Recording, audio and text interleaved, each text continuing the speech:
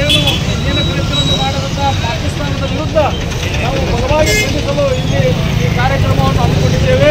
ಈ ಕಾರ್ಯಕ್ರಮವನ್ನು ಉದ್ದೇಶಿಸಿ ನಮ್ಮ ವಿಜಯಪುರ ಜಿಲ್ಲಾ ಕಾಂಗ್ರೆಸ್ ಸಮಿತಿಯ ಸದಸ್ಯರಾದ ಖಾಡ್ಗೆ ಸಾಹೇಬ್ ಮಾತಾಡಬೇಕೆಂದು ಕೇಳಿಕೊಳ್ತಾರೆ.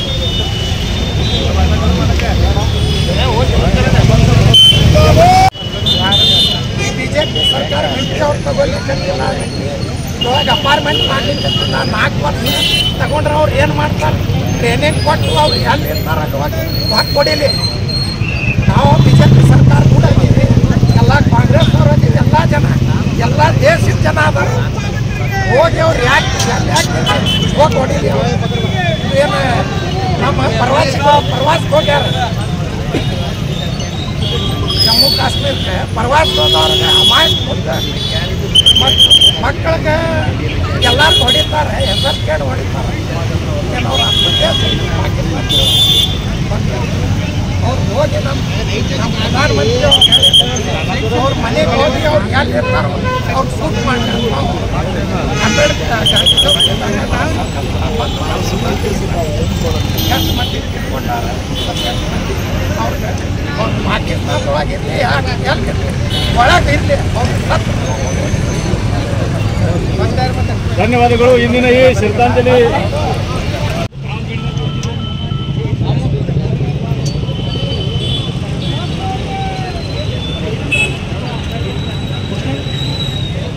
ಇವತ್ತು ಈ ನಿಮ್ಮ ಮಾಧ್ಯಮದ ಮುಖಾಂತರ ನಾನು ಕೇಂದ್ರ ಸರ್ಕಾರಕ್ಕೆ ಮತ್ತು ನರೇಂದ್ರ ಮೋದಿಜಿ ಅವರಿಗೆ 3 ಪ್ರಶ್ನೆ ಇಡ್ತಾ ಇದ್ದೀನಿ. ಇದರದ ಉತ್ತರ ಇಡೀ ದೇಶದ 140 ಕೋಟಿ ಜನರು ಕೇಳ್ತಾ ಇದ್ದಾರೆ. ಅವರೇ 2014ರ ಪೂರ್ವದಲ್ಲಿ ಆಗಿನ ಪ್ರಧಾನಮಂತ್ರಿ ಮನಮೋಹನ್ ಸಿಂಗ್ ಅವರಿಗೆ ಅವರು ಸಾರ್ವಜನಿಕ ಭಾಷಣದಲ್ಲಿ ಕೇಳಿದರು, ಭಾರತ ದೇಶದ ಸೀಮಾ ಬಾರ್ಡರ್ ಎಲ್ಲ ಕೇಂದ್ರ ಸರ್ಕಾರದ ನಿಯಂತ್ರಣದಲ್ಲಿ ಇತ್ತು ಮತ್ತು ಕೇಂದ್ರ ಸರ್ಕಾರದ ಎಲ್ಲ ಈ ಭಾರತ ದೇಶದ ಹಣಕಾಸಿನ ವ್ಯವಹಾರ ಪ್ರಧಾನಮಂತ್ರಿ ಕೈಯಲ್ಲಿ ಇತ್ತು.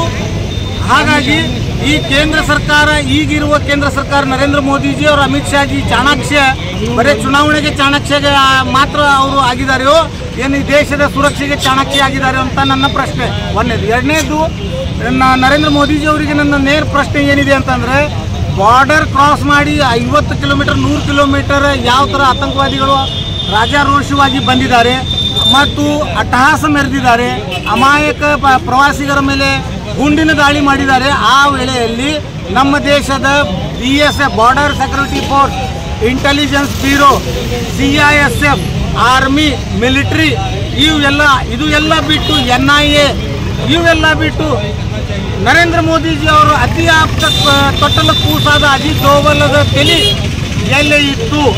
1 ತಾಸು ಈ ದೇಶದ ಸೈನ್ಯ ಏನು ಮಾಡ್ತಾ ಇತ್ತು? ಈ ಪ್ರಶ್ನೆಗೆ ಉತ್ತರ ಈ ರಾಷ್ಟ್ರದ ಪ್ರತಿಯೊಂದು ನಾಗರಿಕರು ಈ ಮಾಧ್ಯಮದ ಮುಖಾಂತರ ಕೇಳಲಿಕ್ಕೆ ಬಯಸ್ತಾ ಇದೆ. ಮತ್ತು ಅದಲ್ಲದೆ ಈ ಆತಂಕವಾದಿ ನನ್ನ ಮಕ್ಕಳಿಗೆ ಆ ವೆಪನ್ಸ್ ಹೈಟೆಕ್ ವೆಪನ್ಸ್ ಅವರು M52 ರೈಫಲ್ಸ್, AK-47 ಅವರು ಎಲ್ಲಿಂದ ಆಯಾತ ಮಾಡಿದರು? ಆ ಸೆಕ್ಯೂರಿಟಿ ಲ್ಯಾಬ್ಸ್ ಯಾವ ಥರದಾಗಿದೆ? ಇವೆಲ್ಲ ಯಕ್ಷ ಪ್ರಶ್ನೆಗಳು ಅದಾವ. ಕೇವಲ ಕ್ಯಾಂಡಲ್ ಮಾರ್ಚ್ ಮಾಡೋದ್ರಿಂದ, ಧಿಕ್ಕಾರ ಕೂಗುವುದರಿಂದ ಈ ದೇಶಕ್ಕೆ ಶಾಂತಿ ಸೌಹಾರ್ದತೆ ಸಿಗುವುದಿಲ್ಲ.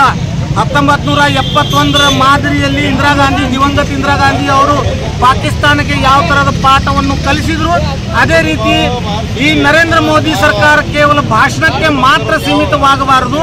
नरेंद्र मोदी सरकार नरेंद्र मोदी और पाकिस्तान का एक अगर आतंकवादी अगर देश के एक नागरिक को मारेगा तो हम उसके 10 नागरिकों को मारेंगे अंतೇಳಿ ಅವರು ಘಂಟಾಘೋಷವಾಗಿ ಹೇಳಿದರು। ಇವತ್ತು ಬರೇ surgical strike, water bomb, media bomb ಮತ್ತು ಕೆಲವು ದಲಾಲನ ಮಕ್ಕಳು ಮೀಡಿಯಾದವರು ನಿನ್ನೆ ರಾತ್ರಿಯಿಂದ ಬಹಿರಂಗವಾಗಿ ಒನ್ ವೇ ನ್ಯೂಸ್ ಹೊಡಿತಾ ಇದ್ದಾರೆ, ತಪ್ಪು ಸಂದೇಶವನ್ನು ಈ ದೇಶಕ್ಕೆ ಕೊಡ್ತಾ ಇದ್ದಾರೆ।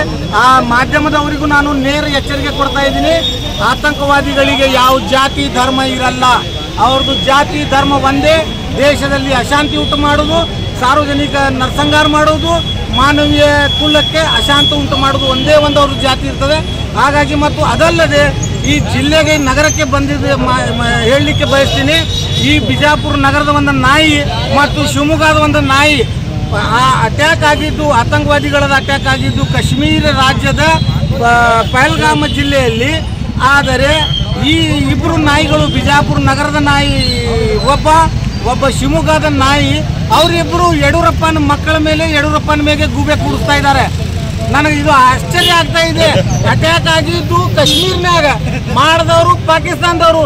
ಈ ಬಿಜಾಪುರ ನಾಯಿ ಅವ್ರ ಹೆಸರಲ್ಲೇ ಹೊಯ್ಕೊಳಿಕತ್ತಾನ, ಇನ್ನೊಬ್ಬ ಬಿಜಾಪುರ ನಾಯಿ ಮುಸಲ್ಮಾನರ ಬಗ್ಗೆ ಹೊಯ್ಕೊಳಿಕತ್ತಾನ. ನನ್ನ ಮಗನೇ, ನಿನಗೆ ನಾನು ಹೇಳಲಿಕ್ಕೆ ಬಯಸ್ತಾ ಇದ್ದೀನಿ, ಅಟ್ಯಾಕ್ ಆಗಿದ್ದು ದೇಶದ ಆಂತರಿಕ ಸುರಕ್ಷೆಗೆ, ದೇಶದ ಆಂತರಿಕ ಭದ್ರತೆಗೆ. ಹಾಗಾಗಿ ನನ್ನ ಮಕ್ಕಳೇ ಮುಕ್ಕಳಿ ಮುಚ್ಚಿಕೊಂಡು ದೇಶದ ಸುರಕ್ಷೆಗಾಗಿ ಮಾತನಾಡಲಿಕ್ಕೆ ನಿನಗೆ ಈ ಮಾಧ್ಯಮದ ಮುಖಾಂತರ ಹೇಳಲಿಕ್ಕೆ ಬಯಸ್ತೀನಿ. ಧನ್ಯವಾದ.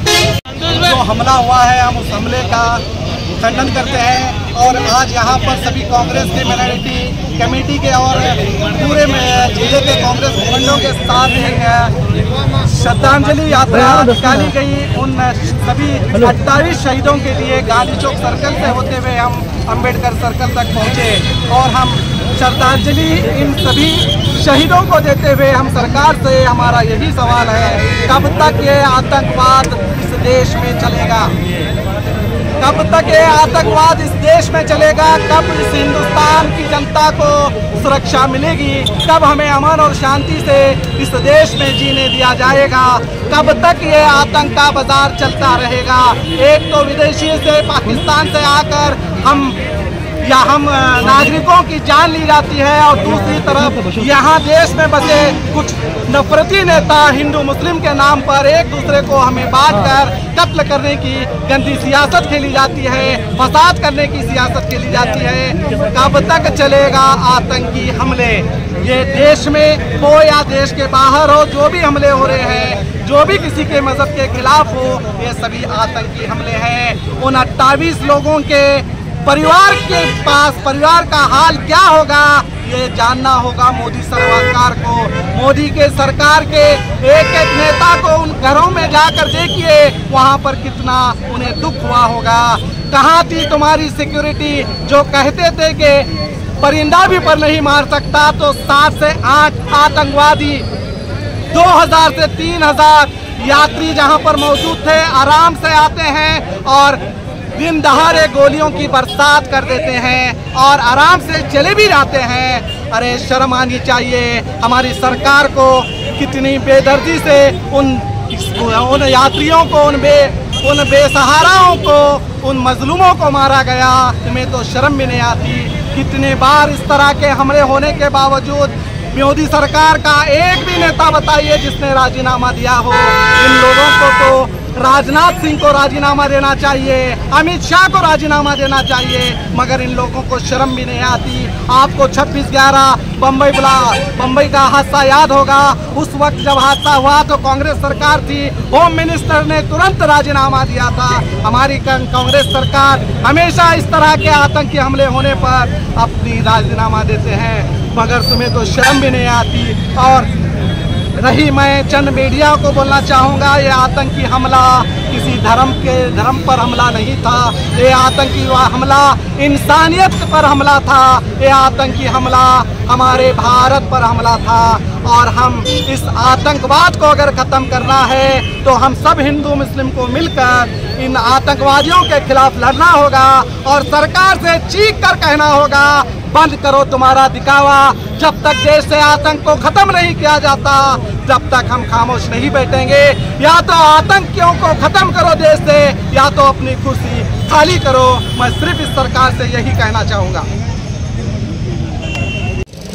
ಕಡಿಮೆ ಸಮಯದಲ್ಲಿ ಈ ಏನು ಆತಂಕವಾದಿಗಳು ಅದಾವ ಅವ್ರಿಗೆಲ್ಲರಿಗೂ ಹಿಡಿದು ಅವ್ರ ಊರು ಎಲ್ಲಿ ಅವ್ರು ಹೋಗಿ ಯಾವ ಬಿಲ್ನ್ಯಾಗ ಕೂತಾರೆ ಆ ಬಿಲ್ನ್ಯಾಗ ಹೋಗಿ ಅವ್ರಿಗೆ ಹೊಡಿಬೇಕು. ಒಂದು ಈ ದೇಶದ ಮೀಡಿಯಾದಲ್ಲಿ ತಪ್ಪ ಸಂದೇಶವನ್ನು ಕೊಡುವುದು ಇದು ಭಾಳ ದೊಡ್ಡ ತಪ್ಪ. ಮಾನ್ಯರೇ, ವಿಜಯಪುರ ಆಗಲಿ ಈ ದೇಶದಲ್ಲಿ ಮೀಡಿಯಾದವರು ಹಿಂದೂ ಮುಸಲ್ಮಾನ ಮಾಡುವುದು ಬಿಟ್ಟು ಮೊದಲು ಮಾತು ಕೇಳಬೇಕು. ಕೆಲವು ಮೀಡಿಯಾದವರು ಇದು ತೋರಿಸ್ಲಕತ್ತಾರ ಏನಿದು ಹಿಂದೂ ಮುಸಲ್ಮಾನ ಅಂತೇಳಿ ಅಲ್ಲ. ಒಬ್ಬ ಮುಸಲ್ಮಾನರು 10 ಮಂದಿಗೆ ಈ ದೇಶದ ನಾಗರಿಕರಿಗೆ ಜೀವ ಉಳಿಸುವುದು ಕೆಲಸ ಮಾಡಿದ್ದಾರೆ. ನಾನು ಈ ಮೀಡಿಯಾದ ಮುಖಾಂತರ ನಿಮ್ಮೆಲ್ಲರಿಗೆ ಎಚ್ಚರಿಕೆಯನ್ನು ಕೊಡ್ತಾ ಇದ್ದೀನಿ, ಪಾಕಿಸ್ತಾನದ ಮೀಡಿಯಾ ಆಗಬೇಡ್ರಿ. ಪಾಕಿಸ್ತಾನ ಅವರು ಹಿಂದೂ ಮುಸಲ್ಮಾನ ಜಗಳ ಹಚ್ಚಬೇಕಂತ ಹೇಳಿ ಈ ಕುತಂತ್ರವನ್ನು ಮಾಡಿದ್ದು. ನೀವು ಹಿಂದೂ ಮುಸಲ್ಮಾನರಿಗೆ ಜಗಳ ಹಚ್ಚಿ ಪಾಕಿಸ್ತಾನಿಗೆ ಸಪೋರ್ಟ್ ಮಾಡುವ ಕೆಲಸ ಆ ಮೀಡಿಯಾದವರು ಯಾರು ಈ ಹಿಂದೂ ಮುಸಲ್ಮಾನ್ ಮಾಡ್ಲಕತ್ತಾರೆ ಅವ್ರಿಗೆ ನಾ ಸ್ಪಷ್ಟವಾಗಿ ಇವತ್ತು ಈ ಮೀಡಿಯಾ ಮುಖಾಂತರ ನಿಮಗೆ ಸಂದೇಶ ಕೊಡಾಕತ್ತೀನಿ. ನೀವು ಪಾಕಿಸ್ತಾನದ ಏಜೆಂಟ್ರು, ನೀವು ಏನು ಮಾಡಕತ್ತೀರಿ ಹಿಂದೂ ಮುಸಲ್ಮಾನ ಪಾಕಿಸ್ತಾನದ ಏಜೆಂಟರು ನೀವು. ಯಾಕ್ರಪ್ಪ ಪಾಕಿಸ್ತಾನದವರು ಹಿಂದೂ ಮುಸಲ್ಮಾನ್ ಜಗಳ ಆಗಿ ನಮ್ಮ ದೇಶ ಹಾಳಾಗ್ಬೇಕಂತ ಹೇಳಕತ್ತೀನಿ ಇದು ಕುತಂತ್ರ ಮಾಡ್ಯಾರ. ನೀವು ಇವ್ಯಾಗ ಬರೇ ಒಂದೇ, ಅವ್ರು ಮುಸಲ್ಮಾನರು ಇವ್ರು ಹಿಂದೂ, ಅವ್ರು ಮುಸಲ್ಮಾನರು ಇವ್ರು. ನೀವು ಪಾಕಿಸ್ತಾನದ ಭಾಷೆ ಹೇಳಕತ್ತೀರಿ. ನೀವು ಪಾಕಿಸ್ತಾನದ ಏನು ಅಜೆಂಡಾ ಅದ ಆ ಅಜೆಂಡಾದ ಮೇಲೆ ಕೆಲಸ ಮಾಡ್ತಾ ಇದ್ದೀರಿ. ದಯವಿಟ್ಟು ಈ ದೇಶದಲ್ಲಿ ಯಾವುದೋ ಹಿಂದೂ ಮುಸಲ್ಮಾನ ಆಗೋದು ಇಲ್ಲ. ನಾವು ಯಾವತ್ತೂ ಒಂದಾಗಿದ್ದೀವಿ, ಮುಂದೂ ಒಂದಾಗೇ ಇರ್ತೀವಿ. ಈ ದೇಶ ಭಾರತ ದೇಶ ಒಂದೇ.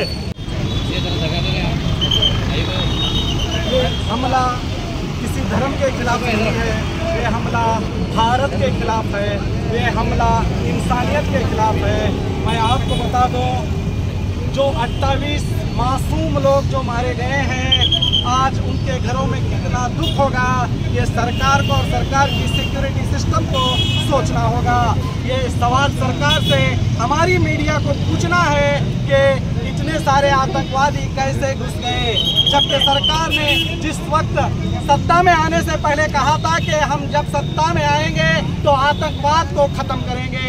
मैं उस सरकार से, उस मोदी सरकार से पूछना चाहूँगा, आपने सरकार में आकर 11 साल से भी ज़्यादा का अरसा हुआ, मुझे बताइए पुलवामा में जो हमला हुआ वो RDX कहाँ से आया, आज तक क्यों नहीं पता चला? उरी में जो हमला हुआ उसका क्या हुआ? यहाँ तक के कई हमले हुए हैं, उसके बावजूद भी पठानकोट का भी हमला आपको मालूम होगा, तो उस हमले का क्या हुआ? अब फिर से कोलगाम में जो हमला हुआ आप सभी जानते हैं, ये सबसे बड़ा हमला है। हम उन मासूम लोगों का दुख तो हम नहीं, उनके फैमिली का दुख तो हमें बर्दाश्त नहीं कर सकते, वो किस तरह से बर्दाश्त कर रहे हैं। हम हमारे मोदी सरकार को इस श्रद्धांजलि यात्रा के जरिए एक ही मैसेज देंगे, या तो आतंकवाद को इस देश से पूरा तरह खत्म करो या खुद आप अपनी कुर्सी खाली करो। ये हमारा सीधे सरकार से कहना है, आतंकवाद का खात्मा या तो अपनी कुर्सी खाली। ये सीधे सीधे बात है। मैं आप तमाम को यहाँ पर जो मौजूद हैं, मैं उन सभी से कहूँगा, जो सत्ता, जो धर्म की, जो हिंदू मुस्लिम के नाम पर सत्ता की जाती है, वो पूरे संविधान के विरोध है। इस तरह की संविधान विरोध सत्ता से बचने के लिए हम सीधे सीधे उन मीडिया चैनल से भी कहेंगे कि कृपया इस दहशतगर्द हमले को हिंदू मुस्लिम हमला ना कहें। जो भी दहशतगर्द होता है वो दहशतगर्द होता है, वो मजहब देखकर हमला नहीं करता, उसे दहशतगर्द की तरह देखिए। और हम पाकिस्तान का विरोध करते हुए हमारी मोदी सरकार से यही कहेंगे, जो आपने सत्ता में आने से पहले कहा था कि पाकिस्तान को मुंह तोड़ जवाब दिया जाएगा, तो मैं आपसे कहूँगा, कहाँ है आपका सवाल? अब मौका है, घर घुस को पाकिस्तान को सबक सिखाने की जरूरत है। अगर आज आप अभी भी नहीं उठेंगे तो इस तरह के हमले होते रहेंगे। मैं सरकार से विनती करता हूं कि एक व्यक्ति की जिसकी जान चली जाती है, उस घर में जाकर देखिए उस घर में किस तरह का दुख होता है। तो मैं कृपया सत्ता में बैठे हुए उन नेताओं से कहूँगा कि या तो अपनी कुर्सी खाली करें या तो आतंकवादियों का खात्मा करें। ಧನ್ಯವಾದಗಳು.